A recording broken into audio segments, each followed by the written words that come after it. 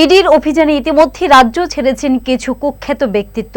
এদের মধ্যে পুলিশ আধিকারিক, গাঁজা কারবার, ভুয়া রাবার ব্যবসায়ী, ভুয়া চার্টার অ্যাকাউন্টেন্ট, মদ ও ব্রাউন সুগার ব্যবসায়ী, প্রমোটার এবং রাজনৈতিক ব্যক্তিত্ব।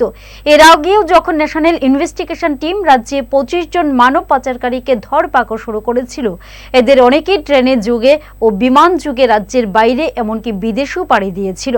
সূত্র খবর, ধরা পড়ার ভয় এদেরকে তাড়া করে বেড়াচ্ছে। শুধু ইডি নয়, কেন্দ্রীয় বিভিন্ন গোয়েন্দা সংস্থার কাছে রয়েছে এই সব গুণধরদের কুষ্ঠি এবং ঠিকুজি।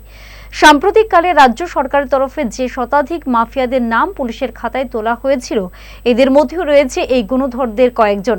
রাজ্যের মুখ্যমন্ত্রী তথা স্বরাষ্ট্রমন্ত্রী মাদক কারবারের উৎস মূলকে বিনাশ করতে চান, নির্মূল করতে চান।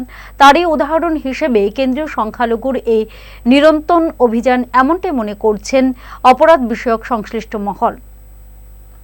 রিপিট।